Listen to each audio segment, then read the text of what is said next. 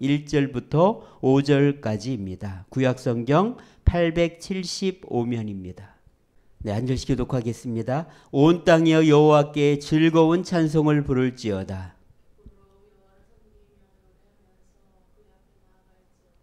여호와가 우리 하나님이신 줄 너희는 알지어다. 그는 우리를 지으시니요 우리는 그의 것이니 그의 백성이요 그의 기르시는 양이로다.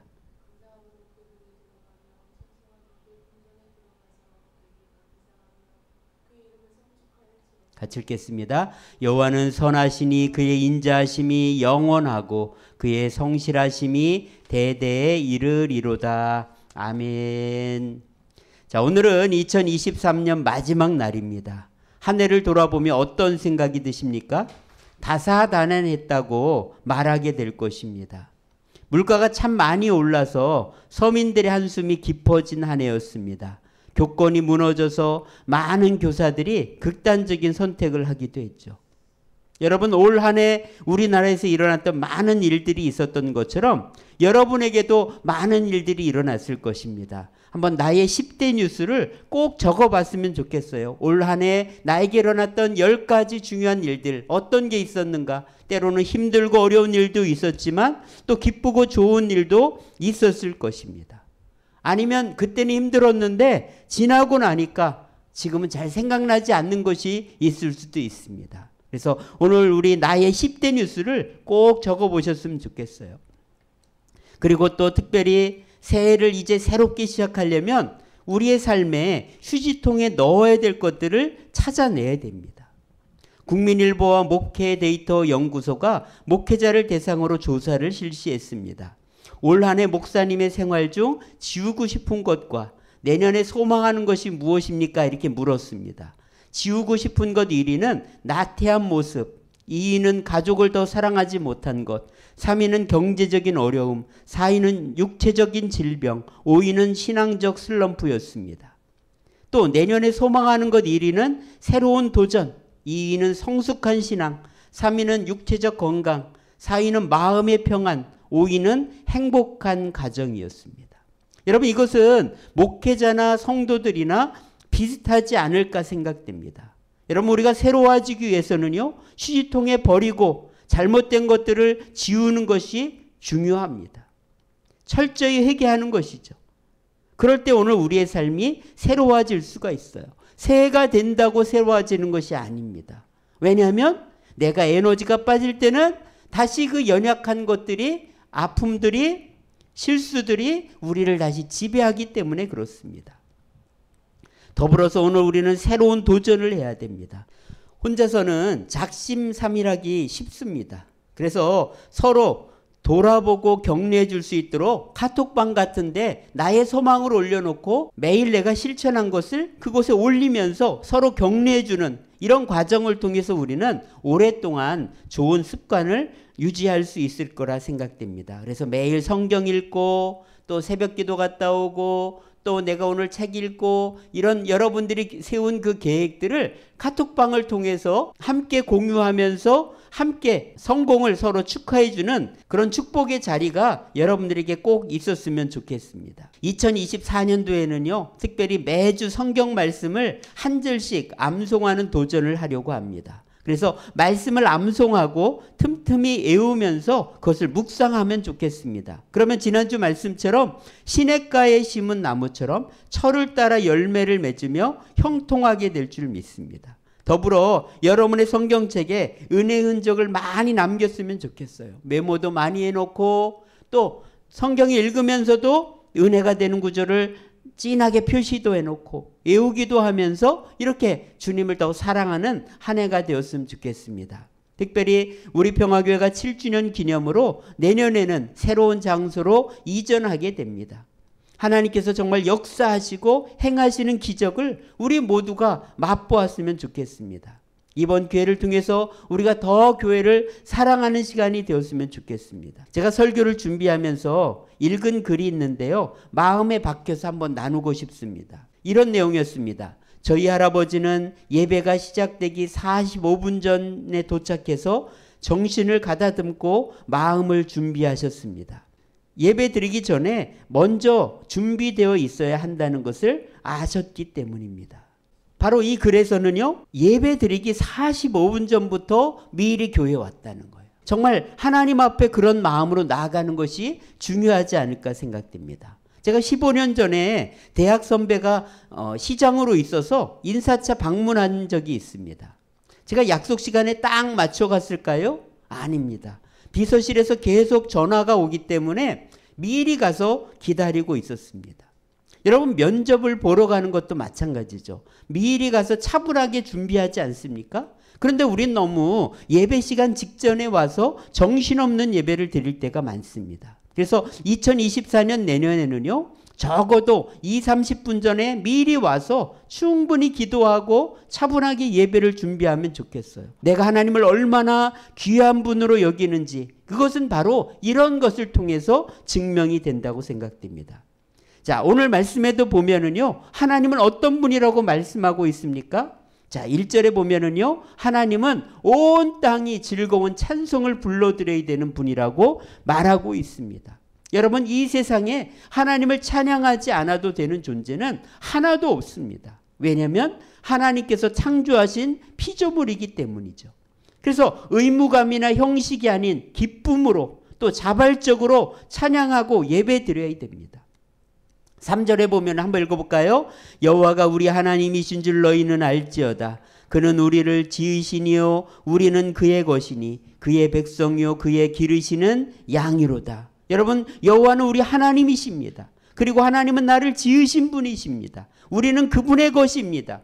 이 특별히 그분의 것이라는 것이 원어 성경에 보면 not we ourselves, 우리 자신의 것이 아니라는 거예요. 다시 한번 하면 우리는 스스로 된 것이 아니다. 우리 자신이 내가 아니라는 거예요. 우리는 하나님으로 말미암아 존재했고 하나님으로 말미암아 이 땅에 살고 있습니다. 그래서 모든 것이 하나님의 은혜라는 것이죠. 그래서 오늘 우리가 하나님을 찬양하고 예배하는 것은 마땅한 것입니다. 하나님을 진정으로 예배하는 사람만이요, 나의 존재 가치를 알게 됩니다. 세상 사람들이 말하는 내가 아닙니다. 하나님이 말씀하시는 내 모습이 진짜 나입니다. 나는 어떤 사람이라고요? 나는 하나님의 것입니다. 나는 하나님의 백성입니다. 나는 하나님의 기르시는 양입니다. 하나님께서 나를 책임지시고 목자 되신 하나님께서 나를 이끌어 주신다는 것이죠. 요즘 사람들이 가장 소중하게 여기는 물건이 무엇이라고 생각되십니까? 저는 핸드폰이라고 생각돼요.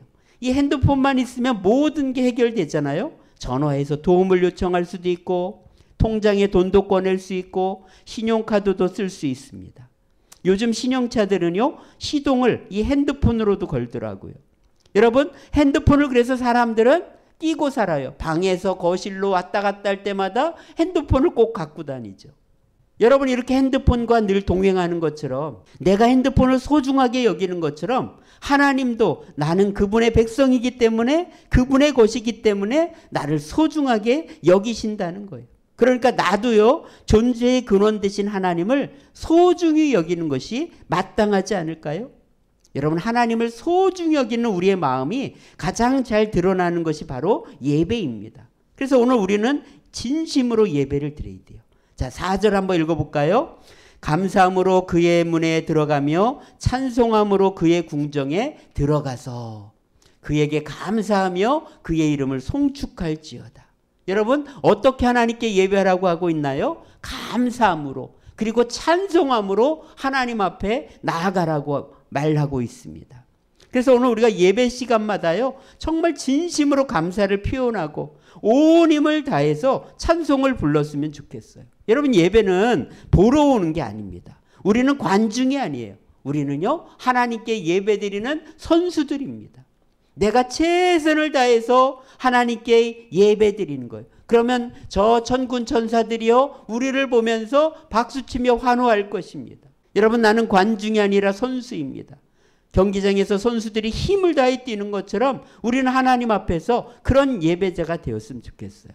그래서 2024년에는요, 더 많이 찬양도 드리고 우리가 더 예배로 나아갈 때 목청껏 찬양하는 그런 예배자가 꼭 되었으면 좋겠습니다. 자, 이렇게 하나님은 어떤 분이라고요? 온 땅이 즐겁게 찬송을 불러야 하는 분이죠. 더 나아가서 오늘 5절 말씀에 보면 하나님은 어떤 분이냐? 선하시고 그의 인자하심이 성실하심이 영원한 분이라고 말하고 있습니다. 자, 5절 한번 읽어볼까요? 여호와는 선하시니 그의 인자하심이 영원하고 그의 성실하심이 대대에 이르리로다. 세상 살면서 내가 원하는 대로 되지 않아서 힘들고 괴로울 때가 많습니다. 그때 잊지 말아야 될 사실이 있어요. 하나님은 선하시고 인자하시다는 것입니다. 이 선하시다는 것은 풍부한 자비로 우리를 인도하신다는 거예요. 인자하시다는 것은 긍휼하심이 풍성하시다는 거예요. 그래서 우리를 긍휼하심으로 우리를 돌봐주십니다. 2024년에 어떤 일이 일어날지 모릅니다. 중요한 건 하나님은 선하시고 인자하시다는 사실을 여러분들이 늘 고백했으면 좋겠어요. 그러면 어떨까요? 우리 입에서 감사가 나올 것입니다. 그리고 감사하면 또 그것들이 선한 것으로 반드시 바뀌게 될 것입니다. 특별히 2024년 첫 주의 암송 선구가 바로 이 말씀이에요. 시편 118편 1절 읽어볼까요? 여호와께 감사하라. 그는 선하시며 그의 인자하심이 영원함이로다. 여러분, 내 예상과 다른 일들이 2024년에 터질 것입니다. 그때 이 말씀이 여러분의 입에서 나왔으면 좋겠어요. 그래서 이 말씀을 묵상하면서 하나님을 바라볼 때, 감사할 때, 하나님은 선하시고 인자하시다고 고백할 때 여러분의 삶에 있는 모든 걱정과 염려가 반드시 사라지게 될 것입니다. 그 다음에는요, 빌립보서 4장 6절 7절 말씀을 암송하면 좋겠어요. 자, 한번 읽어볼까요? 아무것도 염려하지 말고 다만 모든 일에 기도와 간구로 너희 구할 것을 감사함으로 하나님께 아뢰라. 그리하면 모든 지각에 뛰어난 하나님의 평강이 그리스도 예수 안에서 너희 마음과 생각을 지키시리라. 제가 왜 이 말씀을 암송하면 좋겠다고 했는지 아십니까? 2023년에 가장 많은 사람들이 줄을 친 말씀이라고 해요. 94만 명이 이용하는 성경 앱 1위가 가피플 성경인데요. 그 말씀에서 1년 동안 줄을 친 게 가장 많은 말씀을 찾아봤더니 빌립보서 4장 6절이 1등, 7절이 2등을 차지했다고 합니다. 무슨 얘기예요? 힘들 때 기도와 간구로 하나님 앞에 나아가면 하나님이 지켜주실 것을 믿고 나아갔다는 것입니다. 여러분, 말씀을 외우면은요, 너무 힘들어서 머리가 하얗게 되는 때 그것이 내게 큰 위로와 힘이 된다는 거예요. 그리고 기도할 때 이 외운 말씀을 갖고 기도하면은요, 큰 용기와 능력을 공급받고 믿음의 확신을 얻게 됩니다. 그래서 2024년 우리가 하나님의 선하심과 인자하심을 더 많이 고백했으면 좋겠어요. 그것을 표현할 수 있는 방법이 뭐냐? 바로 감사하면서 기도하는 것입니다. 여러분, 감사도 안 하고 기도도 하지 않는다는 것은 하나님을 믿지 않는다는 뜻입니다. 감사도 안 하고 기도를 하지 않는다는 것은 내 마음대로 살겠다는 거예요. 감사도 안 하고 기도도 하지 않겠다는 것은 세상 사람들처럼 살겠다는 뜻이 될 수밖에 없습니다. 그래서 2024년 우리가 기도와 간구로 감사함으로 하나님 앞에 나아가는 한 해가 되었으면 좋겠습니다. 자, 오늘은 송구 영신의 시간입니다. 지난 해를 반성하고 이제 새로운 해를 계획하고 준비하는 시간입니다. 여러분, 우리가 분명히 기억할 것이 있습니다. 우리는 우리 자신의 것이 아니라는 거예요. 우리는 우리 스스로 된 것이 아닙니다. 모든 것은 하나님으로 말미암아 존재하게 되었습니다. 그래서 우리가 더 힘껏 하나님을 찬양하는 예배자가 되었으면 좋겠어요. 그래서 목이 터지도록 찬양하는 예배를 좀 드렸으면 좋겠습니다. 그리고 미리 와서 예배를 준비했으면 좋겠고요. 더 나아가서 선하고 인자하신 하나님께 더 감사와 기도를 드리는 그런 예배자가 되었으면 좋겠습니다. 그래서 감사와 기도로 하나님을 찾고 나아갈 때 우리는 선하시고 인자하신 하나님을 깊이 경험하는 한 해가 될 줄 믿습니다. 그래서 2024년은 어느 해보다 갓생하는 한 해가 됐으면 좋겠어요. 갓생. 예, 영어로 Life with God. 예, 하나님과 함께하는 생활. 예, 갓생. 하나님과 함께하는 생활. 갓생. 하나님과 동행하는 한 해. 여러분, 그런 한 해가 되었으면 좋겠습니다. 정말 2024년은 갓생하는, 하나님과 동행하는, 하나님과 함께 생활하는 그런 축복의 한 해가, 승리한 한 해가 여러분에게 펼쳐지기를 소원합니다. 하나님 아버지 감사합니다. 2023년 이제 마무리하고 2024년으로 나아갑니다. 아버지는 올 한 해 부족했던 것 많습니다. 이 시간 다 휴지통에 버리고 회개하고 다시 새 마음을 주시옵소서. 새로운 결단을 주시옵소서. 아버지 하나님, 정말 더 하나님을 찬양하며 예배하며 감사하며 믿음으로 나아갈 때 우리의 삶에 선하고 인자하신 하나님을 깊이 경험하는 2024년이 되게 하시고, 무엇보다도 하나님과 동행하는, 하나님과 함께 생활하는, 갓생하는 2024년이 되게 하여 주시옵소서. 믿음으로 기도할 때 하늘문을 열어주시옵소서. 믿음으로 기도할 때 우리 삶의 모든 문제가 떠나가게 하시고 모든 것이 합력하여 선을 이루는 축복의 한 해가 되게 도와주시옵소서. 이 시간 정성껏 드린 우리의 예물과 마음을 기쁘게 받아주시고, 또 물질 눈에 어려움 없도록 2024년 물질의 복도 허락하여 주옵소서.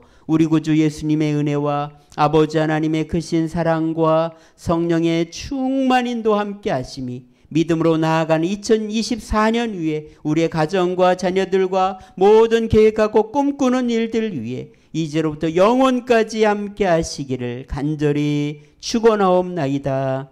아멘.